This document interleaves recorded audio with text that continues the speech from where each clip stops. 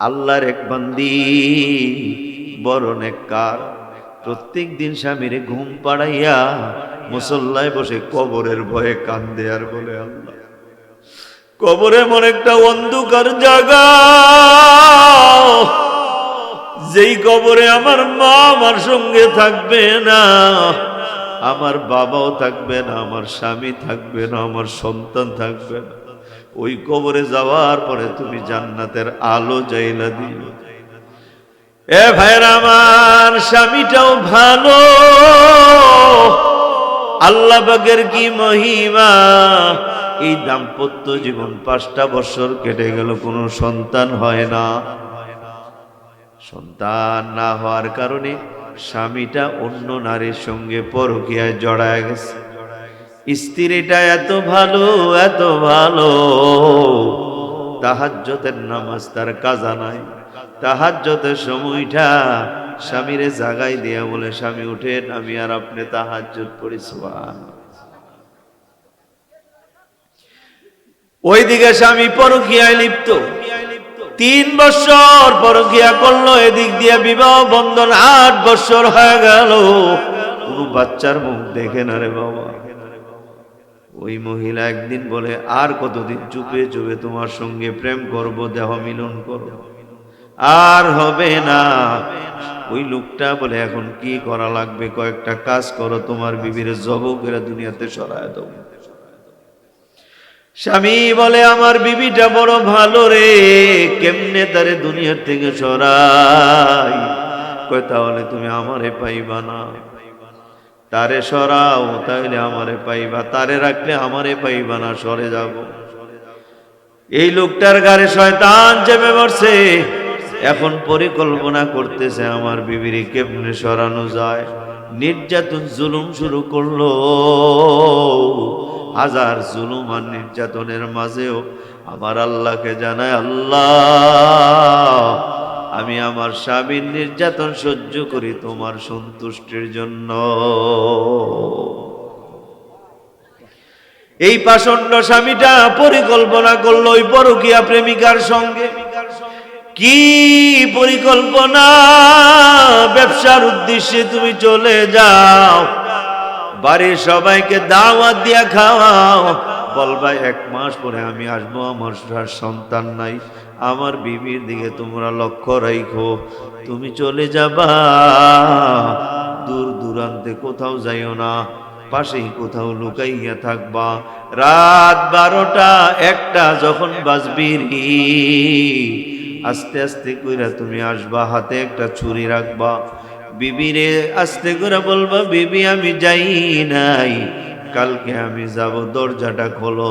যেই মাত্র খুলবে তুমি দরজা লাগাইয়া বিবিরে পাশে বসাইয়া মুখটা চাপা দিয়া দুইরা গলার মধ্যে ছুরিটা চালাই দিবা। নাউজুবিল্লাহ। পরিকল্পনা অনুযায়ী সবাইকে দাওয়াত দিয়া খাওয়াইলো, আর বলল, আমি ব্যবসার জন্য 1 মাস হবে চলে যাই, 1 মাস পরে আসব, আমার কোনো সন্তান নাই, তোমরা আমার বিবির দিকে খেয়াল রাখো। সবাই বলে, চিন্তা করিও না, তোমার বিবি বড় আল্লাহওয়ালা বুজুর্গ, তার কোনোদিন নামাজ কাজা নাই, শেষ রাত্রে তার তাহাজ্জুদ কাজা নাই। চলে গেল স্বামী। রাত 1টার দিকে দরজায় আইসা নক করে, ঘর থেকে দেখে গুনগুন গুনগুন আওয়াজ শোনা যায়। কানটা লাগাইয়া দেখে বিবি ঘুমায় না, মুসল্লা করে পড়ে স্বামীর জন্য কান্দে আর বলে, ও আল্লাহ, আমার স্বামী ব্যবসা করতে গেছি, আমার স্বামীরে তুমি বিপদের হাত থেকে বাঁচাই রাখো। স্বামী স্ত্রীর কান্না শুই না, দোয়া শুই না, মনটা গলে না। আস্তে করে দরজায় নক করলো। স্ত্রী আশ্চর্য, এত রাতে কে আমার দরজায়? স্বামী ফিস ফিস করে বলে, আমি ফিরে আসছি গো, কালকে যেতে হবে, আজকে আমি গাড়ি ফেল করছি। দরজাটা খুলে দিল। ভাইরা আমার, স্বামীর নিয়ে পাশে বসাইয়া কাপড়ের আঁচল দিয়া চেয়ারটা মুছে দে, ঘামাইয়া গেছে। ঠান্ডা পানি আইনা স্বামীরে আগায়া দেয়। ওই প্রাসন্ডা স্বামীটার বাবা বারবার শুধু ঘামতেছে, স্ত্রী জিজ্ঞেস করে ঘামো কেন, কয় আস্তে কথা বলো, আস্তে কথা বলো। বাবা কোনো রকম সুযোগ পাইতেছে না, বলে কালকে যেতে হবে, চলো শুয়ে যাই। দুজনে শুয়ে গেল। বিবি বলে আমি তো নিয়ত করেছিলাম যতদিন তুমি আসবা না অতদিন আমি ঘুমাবো না তোমার জন্য, সারা রাত ইবাদত করব আর দিনের বেলা তোমার জন্য রোজা রাখবো। একজন স্বামীর প্রতিষ্ঠিত হওয়ার ব্যাপারে স্ত্রীর চেয়ে সবচেয়ে বড় ভূমিকা আর কারো থাকে না। এটি বড় ভূমিকা অবদান স্ত্রীর থাকে। খবর নিয়ে যায় দেখেন,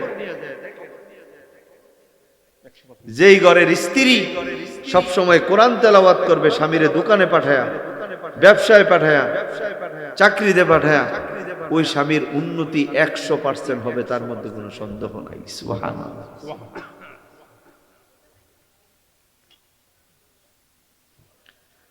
আমি নিয়ত করেছিলাম স্বামী আমার, আপনি 1 মাস যদি না আসেন সারা রাত ঘুমাবো না, দিনের বেলায় রোজা রাখবো। আপনি আসছেন, আমি এখন আপনার সাথে অবশ্যই শুয়ে যাব। শুয়ে গেল। স্ত্রীর হঠাৎ চোখে ঘুম চেপে গেছি। পাষণ্ড স্বামীটা ছুরিটা বের করে গলার মধ্যে চালায় দিল। এ ভাইরা আমার 2 মিনিটের মধ্যে তার দেহ থেকে কল্লাটা আলাদা করে ফেললো। নাউজুবিল্লাহ। ভাইরা আমার, এরপরে দরজাটা লাগাইয়া আস্তে করে পাষণ্ড বের হয়ে গেল। সকালবেলা পাশের ঘরের মহিলা উঠান ঝাড়ু দিচ্ছি, আর মনে মনে ভাবি পাশের ঘরের ভাবি আজকে শেষ রাত্রে উঠলো না কেন? উঠলে তো টের পাই। এখন পর্যন্ত সে আমাদেরকেও ডাকলো না। 8টা 9টা বেজে গেল, দরজা খোলে না। হঠাৎ করে বাবা দরজা খোল, এরা আইসা দরজায় ধাক্কা দিল। দরজাটা খুলে গেল, দেখে চৌকির উপরে লাশ পড়ে আছে। পুরাটা ঘর রক্তে রঞ্জিত। ওই মহিলা চিল্লার বলে কই কই গো, পাশের ঘরের ভাবি হত্যা হয়ে গেছে গো। দৌড়াইয়া সবাই আসলো, আইসা দেখে কল্লাটা দেহ থেকে আলাদা, রক্তে রঞ্জিত হয়ে আছে ঘর। পুলিশ আসলো, পোস্টমর্টম হইল, খুনি ধরা যায় না। স্বামী তো বাবা 1 মাসের সফরে, যেইভাবেও খবর দিল প্রায় 1 সপ্তাহের মাথায় সে আসলো। হায় রে কান্না, কবরের পাশে যাইয়া কান্না। এই মহিলাটাকে পোস্টমর্টম করাইতে নিতে চাইছিল। এলাকার মেম্বার চেয়ারম্যান রাইসা বলে, স্যার আমরা সবাই লিখিত দিব, কোনো অভিযোগ নাই। এই মহিলাটা এত ভালো ছিল, এত ভালো ছিল, যার কোনোদিন তাহাজ্জুদের নামাজ কাজা নাই। স্যার আর পোস্টমর্টম করাইয়া তারে কষ্ট দিয়েন না। সবার সিগনেচার নেওয়ার পরে পোস্টমর্টম না করে মাটি দিয়ে চলে গেল। 1 সপ্তাহ পরে স্বামী এই পাষণ্ড আইসা কবরকে বুকে নিয়ে কান্না। এ বাবা, সত্য কোনোদিন লুকাইত থাকে না। অল্প কয়েকদিনের মধ্যে ওই পরকীয়া বিবির ঘরে নিয়ে আসছে। ঘর করতেছে করতেছে হঠাৎ করে একদিন স্বামী আর স্ত্রীর রাতের বেলা আলাপ করে, আলাপ করতে করতে বিবিটা একদিন জিজ্ঞেস করে, তুমি আমার স্বামী, তোমারে আমার বড় ভয় লাগে। কয় কেন? তুমি তোমার ওই বিবিরে কেমনে জবে করলা, আবার যদি আমার একদিন জবে করে ফেলো। এমন সময় বাবা পাশের ঘরের ওই পুরুষ লোকটা পেশাব করতে বেরিয়েছিল, পেশাব করতেছে আর তাদের কথা শুনতেছে। ভাইরা আমার, ওই লোকটা সকালবেলা কাউকে কিছু না বলিয়া থানায় চলে গেছে। যাইয়া ওসি সামনে বলে, স্যার ওই যে ওই দিন একটা মহিলা মারা গেল, বড় দিনদার, বড় পরেজগার, তার হত্যাকারী আমি পাইছি। ওসি সাহেব বলে কেমনে পাইলা? বলে এই। ওসি সাহেব বলে তুমি একজনের কথায় কি সাক্ষী হবে? ওসি সাহেব বলে ঠিক আছে, একজন আল্লাহওয়ালা বুজুর্গ একজন মহিলার ব্যাপারে যেইভাবে খুনি ধরার, যেইভাবে বের করার আমি করব, আল্লাহ সন্তুষ্টির জন্য হইল। এ ভাইরা আমার, সব পুলিশ সব ওসি কিন্তু খারাপ না, কিছু ভালো আছে, আছে না নাই? ওসি সাহেব লেগে গেল, তদন্তর মধ্যে লেগে গেল। এই প্রচণ্ড স্বামীটাকে অ্যারেস্ট করে থানায় নিয়ে গেল। সবাই বলা বলি করলো তারে কেন দল? ওসি সাহেব থানায় নিয়া এমন প্রেসার দিল রে, সঙ্গে সঙ্গে স্বীকার করে ফেলল। এর আগে ঘটনা কি হইয়া গেল রে ভাই? এই লোকটা যখন শুনল এই স্বামী হত্যা করেছে, বহু চেষ্টার পরেও ধরতে পারে না। ওই মহিলার ভাইয়েরা দাবি তুলল তাকে পোস্টমর্টম করাইতে হবে। পোস্টমর্টমের জন্য লাশটা তোলা লাগবে। কবর খোদা হইল, ডোম আনা হইল, ডোমেরা লাশ উঠাবে। কবর যখন খুঁজতেছে সবার নাকে মুখে কাপড়, কবর থেকে দুর্গন্ধ বের হবে। ম্যাজিস্ট্রেট আসছে, উনিও নাকে কাপড় দিয়া রাখছে, মাস্ক, দুর্গন্ধ বের হবে। ঢুমেরা যখন কবর খুঁজলো, অমনি বাবা কবর থেকে একটা সুঘ্রাণ বের হইতে শুরু করলো। ম্যাজিস্ট্রেট ডাক দিয়া বলে, ও ডুব,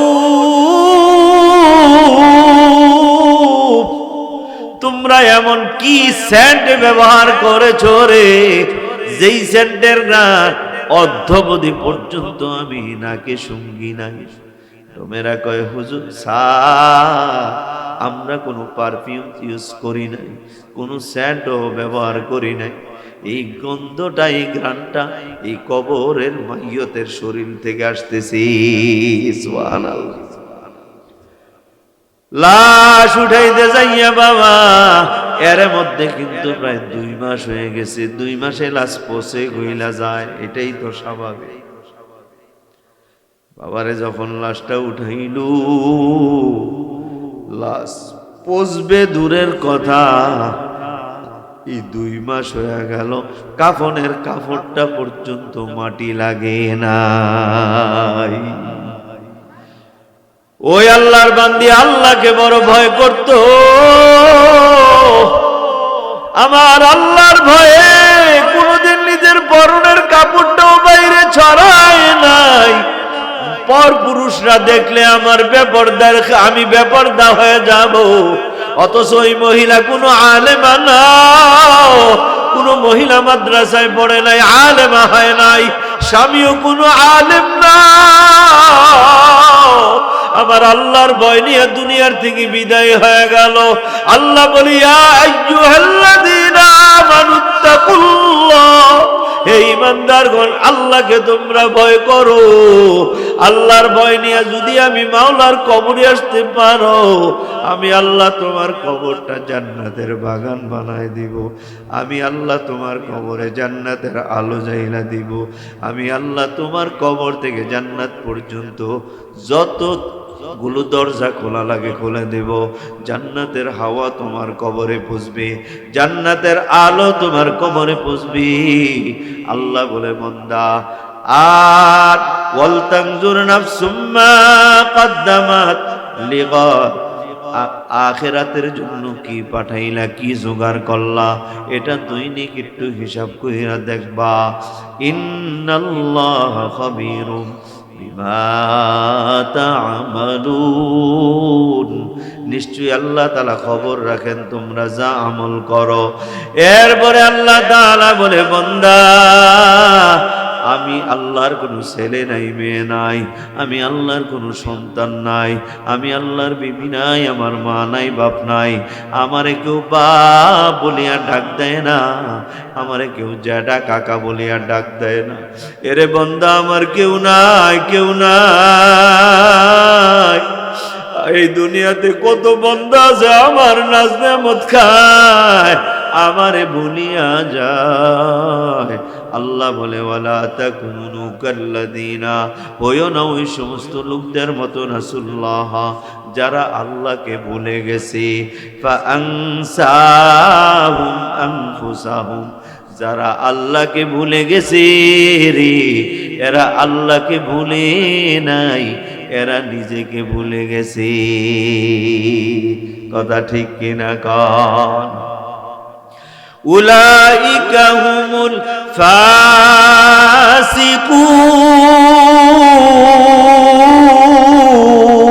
ফাসিকুন। আল্লাহ তাআলা বলে, যারা আমাকে ভুলে যায় এরা হইল ফাসিক। এরে আমার পর্দার আড়ালের আম্মা জানেরা, ও কলিজার টুকরা যুবক ভাই, অনুরোধ করে বলে যায়, আল্লাহকে ভুইল না। এই জবানে আল্লাহর জিকির জারি রাখো। রাস্তায় চলার সময় চোখগুলো নিম্নগামী করে রাখো।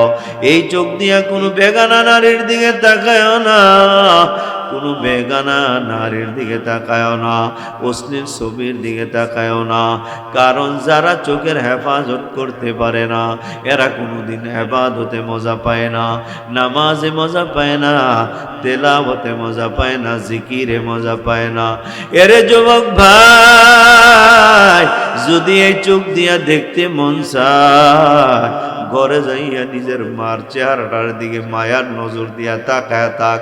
মদিনার নবী বলেন, যেই সন্তান মার চেহারার দিকে, বাবার চেহারার দিকে তাকায়, প্রত্যেকটা নজরে নজরে তার আমল নামায় একটা কবুল হজের সওয়াব লেখা হয়। এ কলিজার টুকরা যুবক ভাই, এই দুনিয়াতে যত আল্লাহর ওলি ওলি হইল, মার দোয়া পাইয়া, বাবার দোয়া পাইয়া ওলি হইল রে। আমার আল্লাহকে ভয় করো আর মা বাবার খেদমত করো। এই দুইটা আমল করে বাবা দুনিয়ার থেকে যাও। যাইতে দেরি হবে তোমার কবর, আল্লাহ জান্নাতের বাগান বানাইতে দেরি হবে না। এ যুবক ভাই, ও বৃদ্ধ বাবারা, বাড়িটা বাড়ির জায়গায় পড়ে থাকবে, তুমি থাকবা না। তোমার রুমটা রুমের জায়গায় পড়ে থাকবে, তুমি থাকবা না। ওই রুমের মাঝে তোমার খাট কান্নাঘাটের জায়গায় থাকবে, তুমি থাকবা না। তোমার চশমাটা যেখানে রাখতাম ওইখানে চশমাটা আছে, পান্দানিটা ওই জায়গায় আছে, কিন্তু তুমি নাই, ঘরটা খালি। কি নিয়ে গেলা? এই বিল্ডিং এর একটা ইটও তো তোমার কবরে দেওয়া হবে না। আসছো খালিয়াতে, আবার যাইবাও খালিয়াতে, কিছুই নিয়ে যাইতে পারবা না। একেবারে একা একা কবরের মধ্যে শুয়ে যাইবা। ওই কবরের মধ্যে কতদিন থাকবা? এ বাবা, দুনিয়ার সর্বশেষ লোকটাও যখন মারা যাবে, কমাস কম 40 বছর সে ওই কবরে থাকবে। এরপরে বাবা কবর থেকে উঠানো হবে। ওই কবরে যাওয়ার পর মদিনার নবী বলেন, কারো কবর আমার আল্লাহ জান্নাতের বাগান বানায় দিবে, আবার কারো কবর জাহান্নামের গর্ত বানায় দিবে। কার কবর জান্নাতের বাগান হবে জানোনি? দুনিয়াতে যারা বাবা সুদ খায় নাই, ঘুষ খায় নাই, পরের হক মাইরা খায় নাই, এ বাবা নামাজ কাজা করে নাই, বেপরদায় চলে নাই, মিথ্যা কথা বলে নাই, চুগলখড়ি করে নাই, মা বাবার সঙ্গে বেয়াদবি করে নাই। এ মাদ্রাসার ছাত্ররা অনুরোধ করে বলে যায়, মার পাশে বসে মার হাতগুলি ধইরা বল, মা গো, তুমি 2 ফোঁটা চোখের পানি আমার জন্য আল্লাহর দরবারে ফালাও। মা যদি 2 ফোঁটা চোখের পানি ফালায় রে, আমার আল্লাহ ওই ফোঁটা ফিরাইতে পারে না। হযরত এ ভাইরা আমার, এক কসাই ভাই গোশত বিক্রি করে, গোশত বিক্রির পরে বাবা রাতের বেলা যাওয়ার সময় এক মুঠ গোশত বাড়িতে নিয়ে যায়। গোশতগুলো নিয়া ওই গোশতগুলি পাক করে রে, ওই গোশতগুলো পাকাইয়া একেবারে নরম নরম করে এরপরে একটা পোটলা নামায়। ওই পোটলার মধ্যে আছে একটা মানুষ, ওই মানুষটা হইল একটা মহিলা। ওই মহিলাটাকে নামায়া এরপরে তার মুখে একটু একটু করে দেয়। 3 ঘন্টা লাগে তারে খাওয়াইতে। বিরক্ত হয় না এই মহিলাটার কেউ না, যুবকের মা। মানুষ তারে জিজ্ঞেস করে তুই কি বিবাহ করবি না? যুবক জবাব দেয় না না, আমার মা যতদিন বেঁচে আছে রে আমি আমার মার খেদমত করব। এর মধ্যে যদি আল্লাহ আমার মাকে ডাক দিয়া নিয়ে যায় ওই সময় চিন্তা ভাবনা করব। এই দিক দিয়ে হযরত মূসা আলাইহিস সালাতু ওয়াস সালাম আল্লাহর কাছে একদিন দোয়া করে আর বলে, আল্লাহ তুমি আমারে অনেক দিন আগে তুর পাহাড়ে যাওয়ার পরে জানাইছিলা, ও মূসা জান্নাতে আমি তোমার একজন বন্ধু দেব। ও আল্লাহ জান্নাতে কারে আমার বন্ধু বানাইবা একটু দুনিয়াতে যদি দেখাই দিতা। আল্লাহ বলে, মূসা যারে বন্ধু বানাবো তারে দেখলে তোমার পছন্দ হবে না। মূসা বলে, আল্লাহ তোমার সিদ্ধান্তের উপর আমার কোনো সিদ্ধান্ত নাই। আল্লাহ বলে, তাহলে চলে যাও বাজারে, একজন কসাই, ওই কসাই তোমার বন্ধু। মূসা আলাইহিস সালাম চলে গেলেন বাজারে, যাইয়া দেখে কাপড়গুলো ছিঁড়া ফাড়া, চুলগুলো উস্কো খুস্কো। মূসা বলে, এইটারই কসাই, এ বুঝি আমি নবী মূসার বন্ধু হবে, দেখি তার মধ্যে কি আমল আছে। মূসা আলাইহিস সালাম সারাদিন তার পাশে বসে রইল। দেখলো এই লোকটা জবান বন্ধ নেই, শুধু আল্লাহ পাকের জিকির করে। রাতের বেলা যখন রওনা, মূসা আলাইহিস সালাম বলেন, এরে কসাই ভাই আমি একজন মুসাফির, একটা রাত তোমার ঘরে আমারে থাকতে দিবানি। মূসা আলাইহিস সালামকে কসাই চিনে না। তখন ওই কসাই বলে, ভাই আমার ঘরে তো কোনো খাট নাই, চৌকি নাই, কোনো ভালো বিছানাও না, একটা চাদর দিতে পারবো যদি কষ্ট করে থাকো। মূসা আলাইহিস সালাম বলে, অসুবিধা হবে না, আমার গায়ে যা আছে তা নিয়ে আমি একটা বিছানা হইলে শুয়ে থাকবো। মূসা আলাইহিস সালাম তার সঙ্গে গেলেন, যাইয়া দেখলেন ঘরের মধ্যে ঢুকাই যুবক একটা পুটলি নামাইলো। ওই পুটলি থেকে একজন মহিলা একেবারে গুচা হয়ে গেছে, তার নামাইয়া তার পরনের কাপড়টা পরিবর্তন করে আর একটা কাপড় পরাইলো। এরপরে আবার সেটা ঝুলাইয়া রাখলো। এক মুঠ গোশত এটি পাক করলো, কইরা আবার পোটলাটা নামাইলো, তার মুখে আস্তে আস্তে করে দিল 3 ঘন্টা লাগাইয়া। এরপরে মুখটা মুছতেছিল, আর ওই বৃদ্ধা মহিলাটা ঠোঁট লাইরা লাইরা কি জানে বলে। ওই পোটলাটা যখন রেখে দিল, মূসা আলাইহিস সালাম যুবকের জিজ্ঞেস করে, ওর যুবক ভাই এই মহিলাটা কে? যুবক জবাব দেয়, এই মহিলাটা হইল আমার কলিজার টুকরা মা। আমি আমার এই মার ছাড়া বাঁচবো না। আমার মা। কি করো আইসা? কাপড় পাল্টাইলা? আমার মা এই পোটলার মধ্যে পেশাব করে পায়খানা করে। এই পেশাব পায়খানা পরিষ্কার করার জন্য হাতে কোনো কাপড়ও পেঁচাই না। আমার মার পায়খানা পেশাবগুলো আমার কাছে বড় নেয়ামত মনে হয়। আমি ঘৃণাও করি না। আমার মার পেশাব পায়খানাগুলো আমি পরিষ্কার করি। আমার আল্লাহর ডাইকা বলি, আল্লাহ আমার মুখ থেকে আমার মারে কাইরা নিও না। আমি আমার মারে ছাড়া বাঁচবো না। আমার মারে ছাড়া আমি থাকতে পারবো না। আমার মারে আমার কাছ থেকে কাইরা নিও না রে আল্লাহ। এ যুবক, তুমি খাওয়ানোর পর তোমার মা ঠোঁট লেড়ে লেড়ে কি দোয়া করলো, আর তুমি মানা করলাম এই দোয়াটা আর কইরো না। মুসা আলাইহিস সালাম তারে জিজ্ঞেস করে তোমার মা কি দোয়া করে, এরপরে তুমি বললাম এই দোয়াটা আর কইরো না, কি দোয়া করে? যুবক ডাক দিয়া বলে, ও মুসাফির ভাই, আমার মা একটা এমন অসম্ভব দোয়া করতেছে যেটা কোনোদিন সম্ভব হবে না। মুসা আলাইহিস সালাম বলে, কি দোয়া করে আমারে শোনাও না। যুবক ডাক দিয়া বলে, ও মুসাফির ভাই, আমার মা আমার জন্য দোয়া করে, আল্লাহ আমার এই কলিজার টুকরা সন্তানকে তুমি মুসা নবীর বন্ধু বানাই দিও। ও মুসাফির ভাই, কোথায় মুসা? আল্লাহর সঙ্গে তুর পাহাড়ে কথা বলে আমার মতো একজন কসাইকে বুঝি আল্লাহ বন্ধু বানাবে। আমার মা এমন দোয়া করে আমি এই জন্য নিষেধ করি, মা এই দোয়াটা কইরো না। মুসা আলাইহিস সালাম বসা ছিল, দাঁড়ায় গেল। দাঁড়াইয়া মুসা আলাইহিস সালাম দুইটা হাত সামনের দিকে বাড়াইয়া বলে, আয় আয় আয়, এ যুবক আমার কলিজায় আয়, এ যুবক আয় আয় আয় আয়, আমার বুকে আয়, আমার বুকে আয়। তুই মুসা নবীর দেখছুনি? বলে দেখি নাই।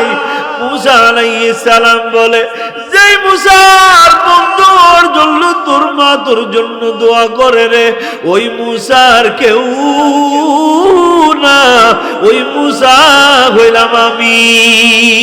সুবহানাল্লাহ।